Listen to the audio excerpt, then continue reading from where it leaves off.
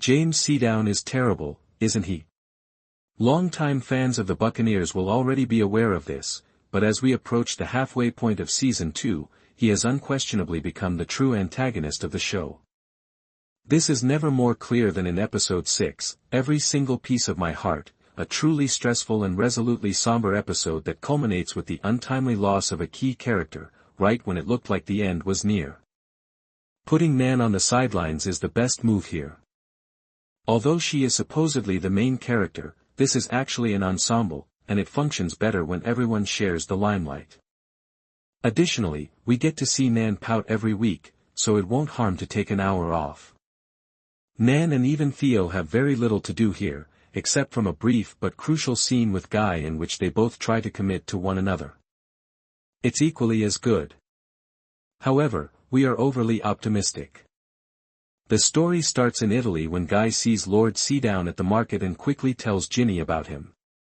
However, she is then informed that she was not only aware of his presence but also that she has been captivated by his contrite demeanor and want to accompany him back to England.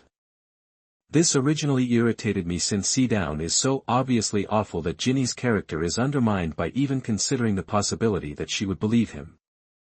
However, it doesn't work. She instantly decides to go as soon as she considers not returning home with her spouse and she experiences the sudden grip of panic once more. However, a terrifying realization interrupts their hasty packing: Freddie is no longer there. After Seadown captures Freddie, Guy and Ginny go back to England to recruit Nan, the other Buccaneers, and some important members of the upper class. The strategy is straightforward enough, but because it essentially consists of waiting, Ginny finds it hard to accept.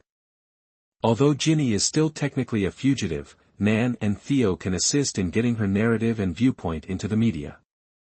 Her options are limited until legislation is passed that would allow women to have some influence over the lives of their own children.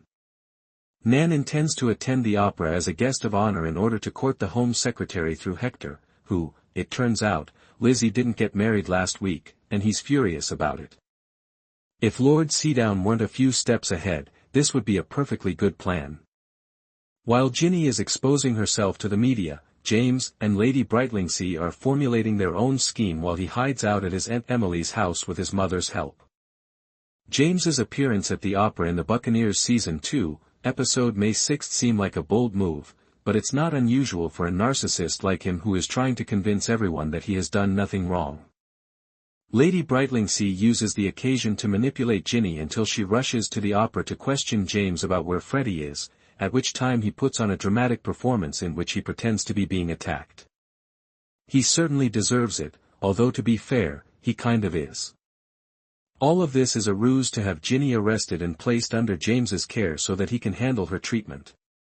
Which entails confining her to her bedroom and tormenting her with 2 brief glimpses of Freddie. Fortunately, Lady Brightlingsea changes her mind about her involvement in this and informs Dick of James' hiding place. With a vague strategy to divert James' attention until Ginny and Freddie can be escorted away, he and Honoria travel to Aunt Emily's vast mansion. It also partially functions. Honoria manages to free Freddie from the building and take him away in a carriage, but James quickly realizes this and chaos ensues. Ginny calls out for assistance from upstairs as Dick and James fight. Dick wrenches her free and socks his brother in the mouth in distress, but James pulls a gun and stops them. Ginny manages to escape when they wrestle once more, but James shoots himself for what appears to be dramatic effect. After a gunshot is heard and the camera cuts away, it is assumed that James has taken his own life. Not exactly, though. In actuality, he killed his own brother by shooting him. James is in a kind of remorseful daze, so Ginny manages to get away and walk all the way home, where she must inform Conchita and Honoria that Dick has passed away.